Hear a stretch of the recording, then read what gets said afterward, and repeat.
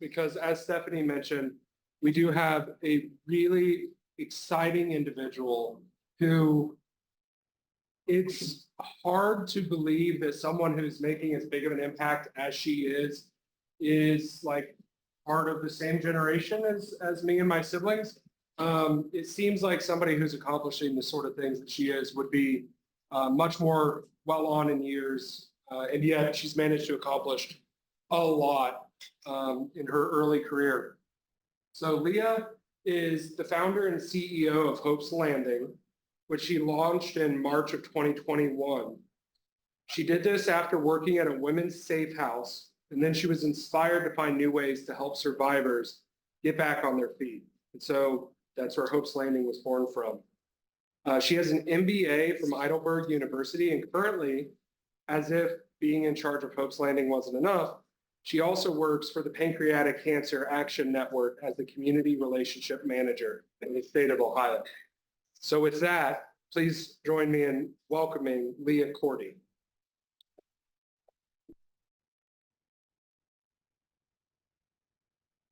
First of all, thank you so much for the warm welcome. I'm super excited to be here and get to meet all of you guys and share a little bit about what we do at Hope's Landing. So first, who am I? So I know Brandon said a little bit, but I only graduated in 2020, which was the worst year on earth to graduate from anything. But I graduated from college that year, and I got my degree in political science and international relations. And then a year later, I graduated with my MBA, also from Heidelberg University. I am from LaGrange, Ohio, which is a super small farm town a little bit west of Cleveland. As Brandon said, I'm the founder and CEO of Hope's Landing, and I did just get a new job, so that's not updated, but now I'm the director of community relations at GNext Solar. And there is a picture of me and my dog. Her name's Rosie. She's very cute. So what do we do at Hope's Landing? So we make candles and bath and body products, but all of these products are made by survivors of human trafficking and domestic violence. So it's not Bath and Body Works where, you know, there's big factories and machines that are creating all of these things. There are women, local women, that are hand making every single one of our products. And 100% of the money goes right back into the organization to fund the organization, but also more specifically, the survivors' wages. And on top of giving these women a job, which is the main reason that we do what we do, we also provide them with money management resources, emotional support, and connecting them to community resources. So we don't want to just give them a job. We also want to say, here's what to do with the money that we're giving you, and here's how to get your next job. So how did I end up here, and how did I end up doing this?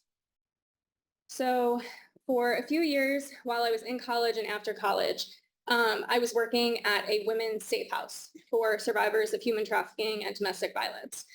And I was blown away by the stories that I heard there about what these women had gone through. And I was already feeling so motivated that there just weren't enough resources for these women. And while that is certainly true, there are places that offer them shelter or food or those emergency services, which is great. However, I was realizing that there was this common denominator, I guess, that these women would go through the Safe House program, and while they were in the Safe House, they would do really well because they had a place to sleep, they had food to eat, and they were getting counseling and all sorts of help in those ways. But once they had gained their strength back, both physically, emotionally, mentally, there wasn't a whole lot of resources for these women to take the next steps. And so as I was asking them, you know, okay, what do you need to feel like you can truly get back into society? The answer was overwhelmingly a job. These women need to be able to feel that freedom that they can provide for themselves. So naturally, I took their advice and I started trying to find them jobs. But as you can imagine, someone who has been through that extreme trauma, they can't have just any job. They can't work at a place like Walmart because they have extreme PTSD, or maybe they have a history with drugs or alcohol abuse.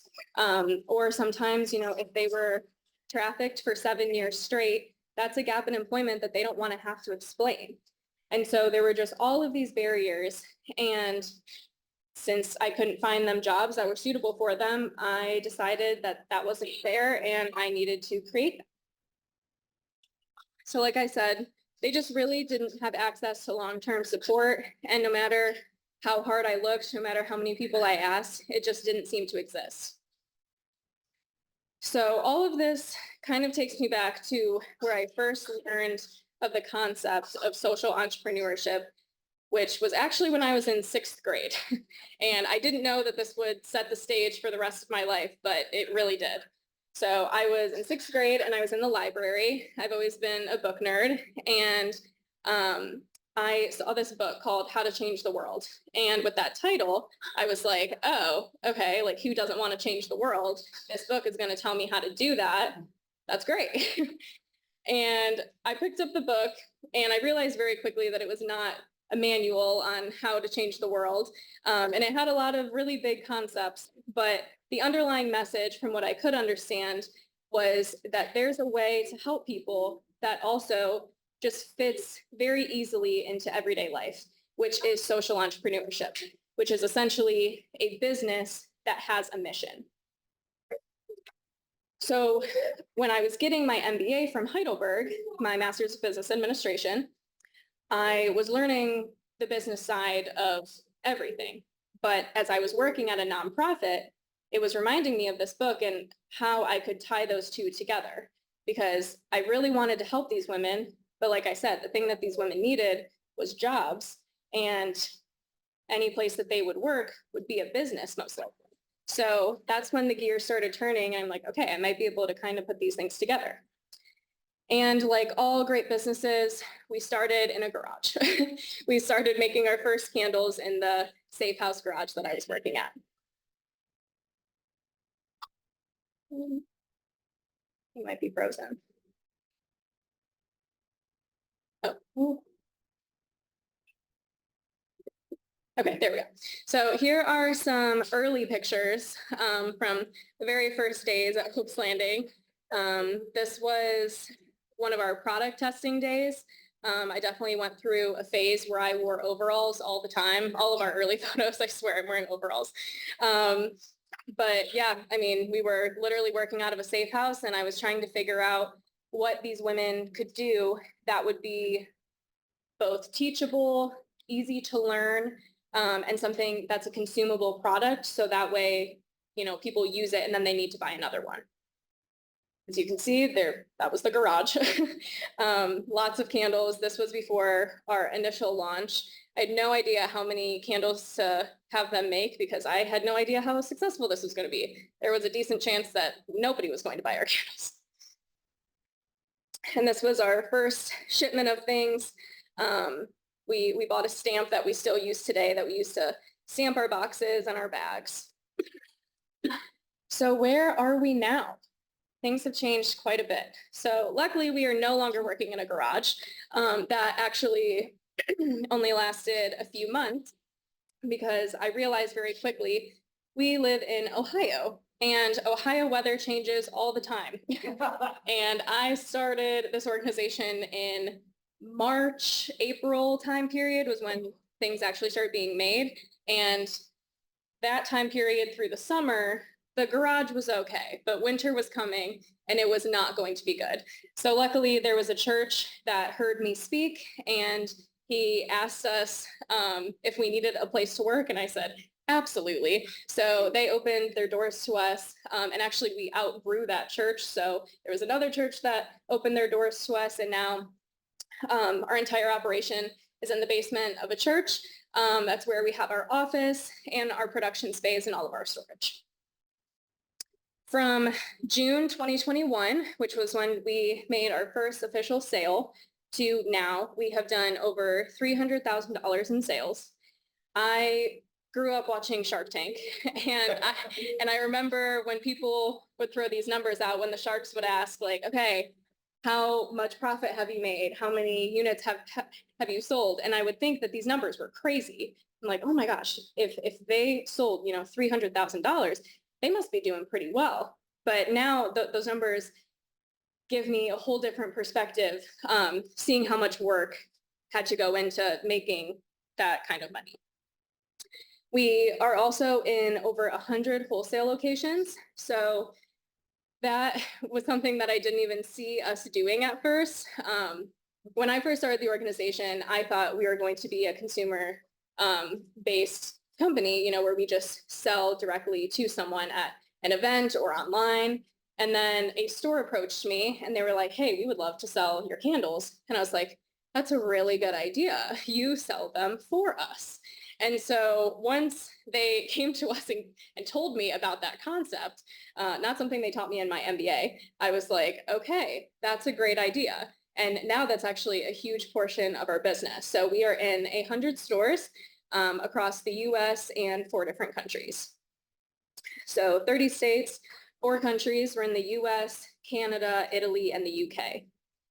We have employed 14 survivors over the course of the past roughly 3 years. And in last year alone, we sold over 8,000 candles. When I was going through the calculations and I was going to try and figure out how many candles we sold, I was thinking maybe we sold 2,000 candles. When you see them being made and you're always shipping them out, there's a lot of candles being made, but I could not possibly have guessed that we made 8,000 candles in a church basement. And so I did just want to share a video, just a couple minutes, that we recently had done.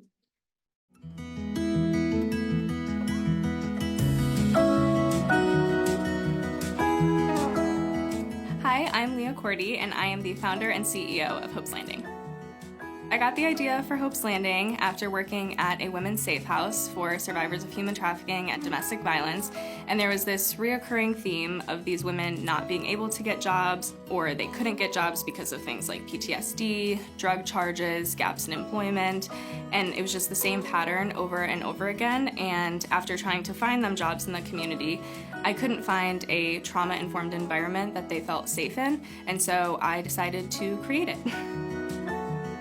We produce candles and bath and body products. All of our candles are 100% soy based, so they burn really clean. They're beautiful too. If you've seen them, they are gorgeous. I love working with the survivors. It is definitely my favorite part of Hope's Landing. Just watching them grow as humans and watching them show the capabilities that they haven't been able to show before.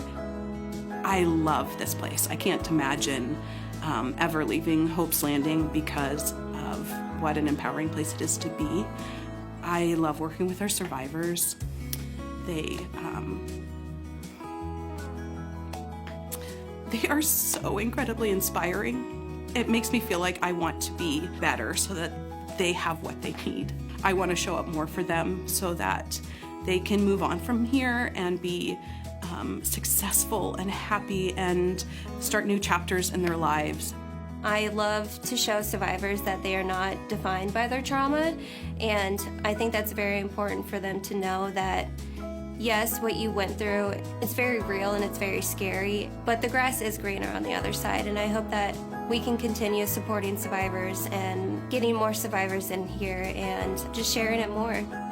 It seems so simple, and yet at the same time it's so incredibly profound that just spending time with these women, they're making candles and I'm selling them, but it's really making a difference. Working with the Hope's Landing team is unlike anything that I have ever experienced. When starting something like this, I knew that I needed a really special group of women to make this thing succeed and grow, and I found women beyond my wildest expectations. These women are empowering, they're kind, they're smart, they're organized, and I just could not be more thankful to work with these amazing ladies. What is there not to like about working for Hope's Landing? I love just coming in here, and the environment is so welcoming. Everybody is so empowering.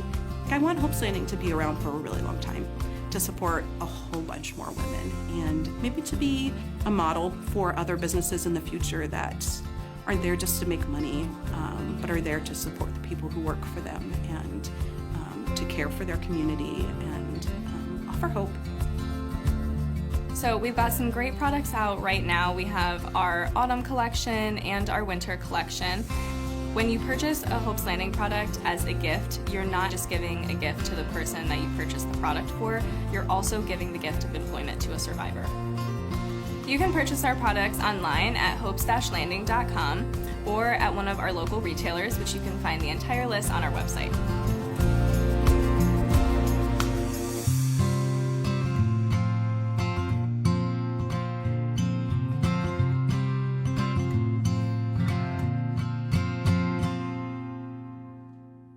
So again, where are we now? At one point, we were getting maybe an order a week or so.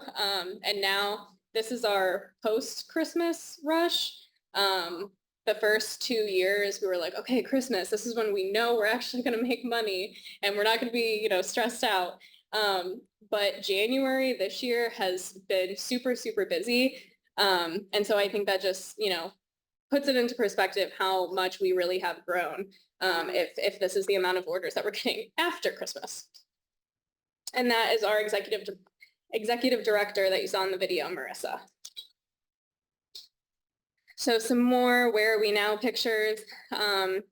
We've changed our design a little bit. We've changed our candle jars.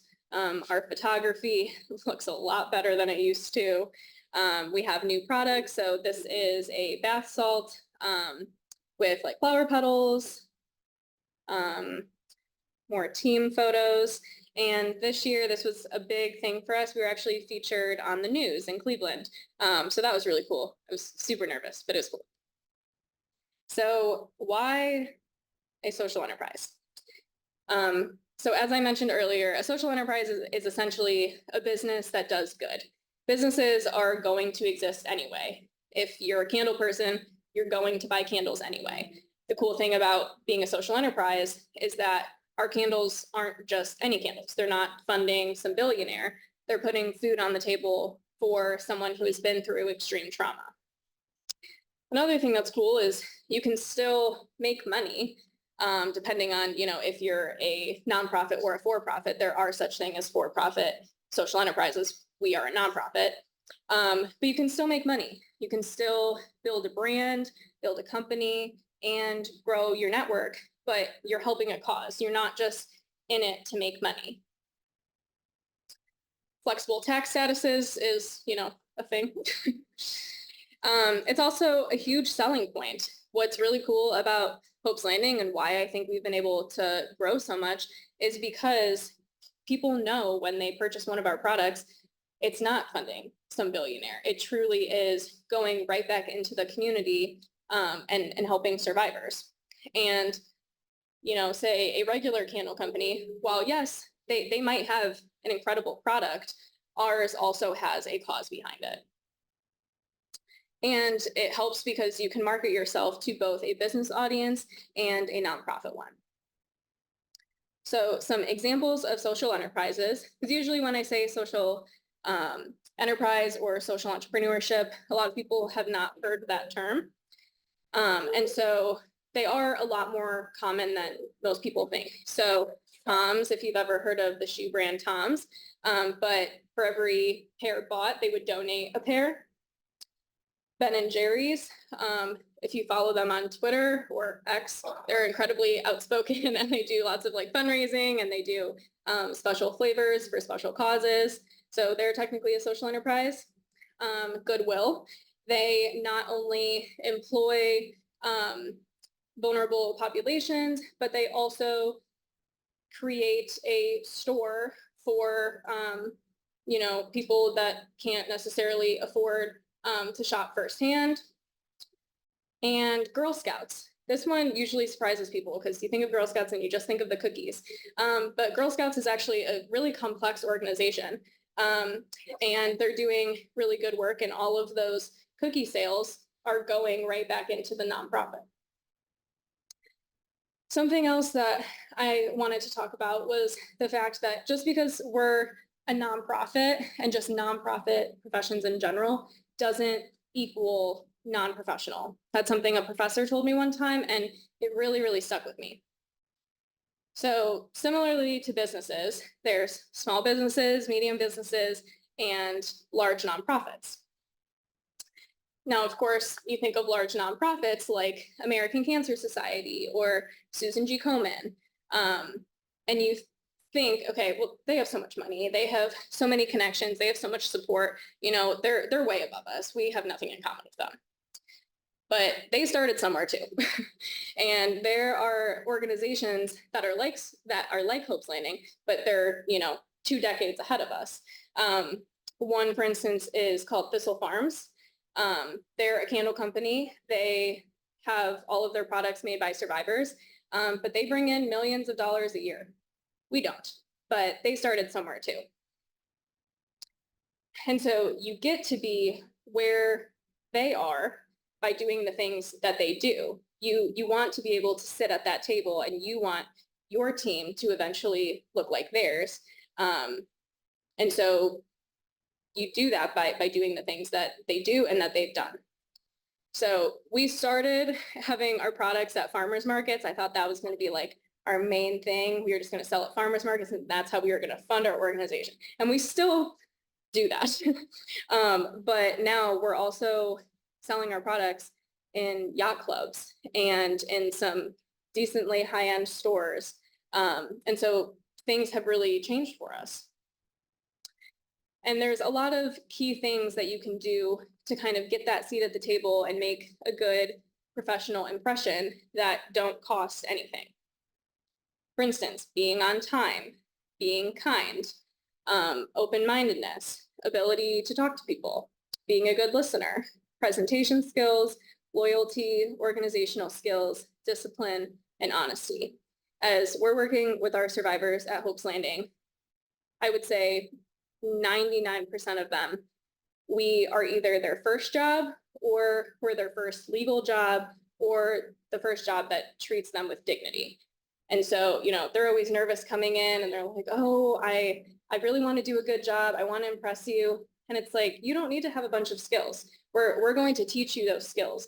But what I do ask of you is that you are going to do things like be on time. You're going to be kind.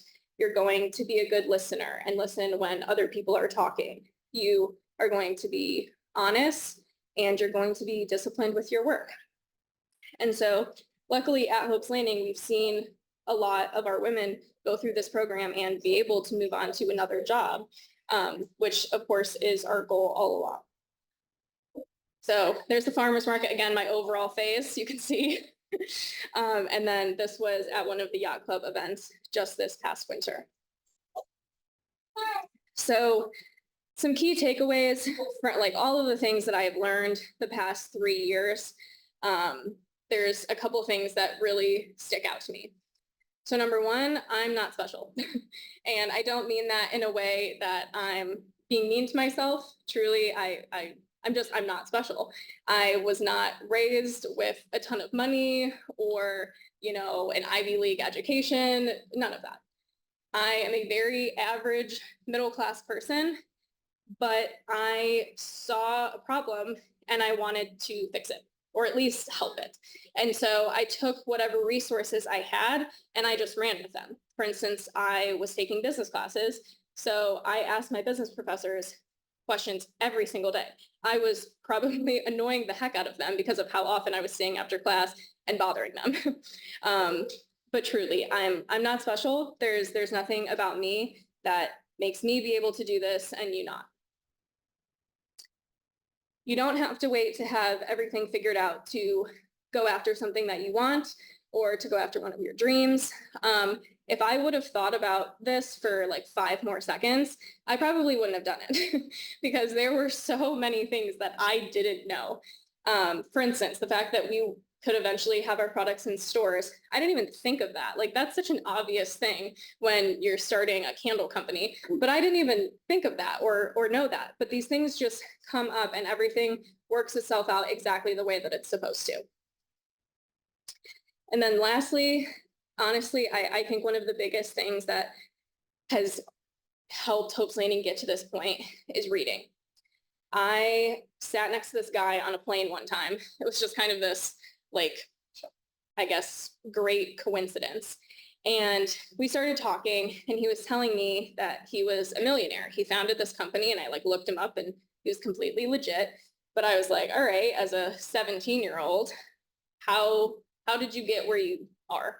And, you know, what can I do at 17 to kind of put myself on that path for success? And he said the number one thing was to read. And I was like, okay, I mean, yeah, I like to read, but why? It's silly to think that there's a problem that any of us will ever face in our lifetimes that someone else on earth at some point has experienced or has not experienced. Everything we go through, someone else has also gone through. We're human. Our lives aren't that different. And so there's always a resource in some sort of book or article or publication. Someone has the answer that you're looking for. You just need to find it. And ever since I started reading more, I found that to be true. I started Hope's Landing when I was 22.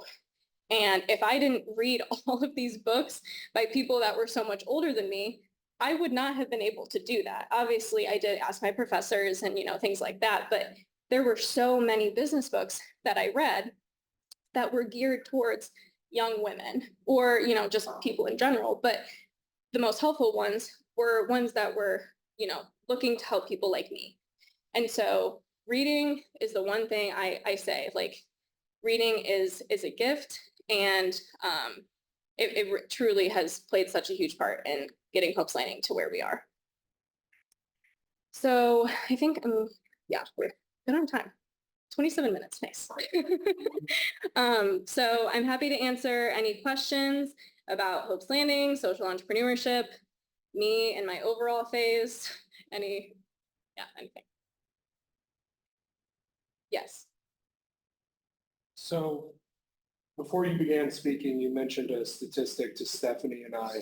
Do you mind just sharing that with everyone here and then explaining some opportunities that either we personally as individuals or we as an organization, some steps that we could take to support your mission? Yeah, absolutely. So human trafficking is something that people don't like to talk about. It's really dark, it's really scary, and I know I'm up here smiling talking about candles, but the reality behind the work that we do and the women that we work with is really, really scary. And it's really hard work. Less than 2% of victims of human trafficking will ever get out. So that means 98% are either still being trafficked or they unfortunately die while in the life, as we call it. However, places like Hope's Landing need to exist because that is such a small percentage. So those victims that actually do get out, you best believe that we want to have resources ready for them. So that way, you know, they don't go back into that life. And one of the other statistics that I really like to share is 80% of victims that are trafficked, if they get out, they will be re-trafficked if they don't have access to safe employment. So of that 2%, less than 2%, 80% of that 2% will be re-trafficked if they don't have a place to work that they feel safe. Those statistics are shocking. So you can imagine the women that we work with are part of a very, very small club.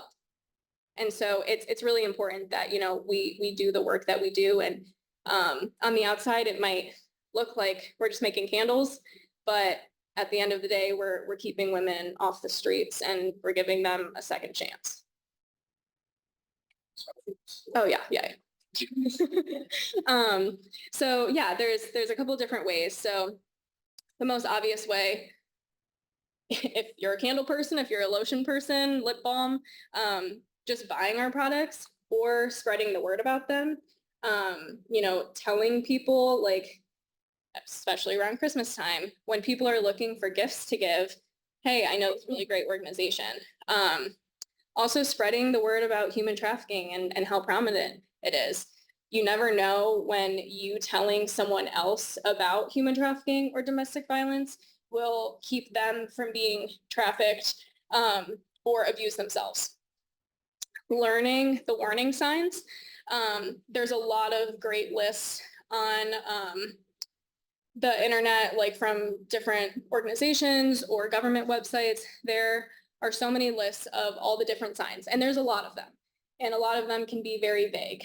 For instance, certain tattoos or bruises. Sometimes someone really did just fall and hit their head, but sometimes there's more to the story. So learning the warning signs. And then also, we do love to have volunteers. So we are based in Tiffin, Ohio. So it's not super close to here. But if you were closer volunteering with us, working events, helping us pack boxes, that sort of thing. So yeah. Did you have a question? Yeah. Off topic. So you're talking to a lot of people and talk to a lot of people. Yeah. So you Great. mentioned their warning signs, specifically like tattoos. I mean, bruises is obvious, but what kind of tattoos? What things would people like us look for? Yeah, that's a great question. So there are some different symbols, and what I'm about to say is definitely not exhaustive. There's a lot of, different ones out there, but crowns, cherries, diamonds.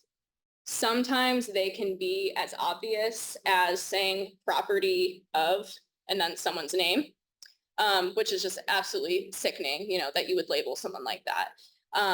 But sometimes they're gang signs, sometimes they're foreign characters. And that's another reason why, it's so hard to catch, because most of them are not property of so-and-so. Some people might just want a crown, but also some people might, know, oh, that's a gang sign.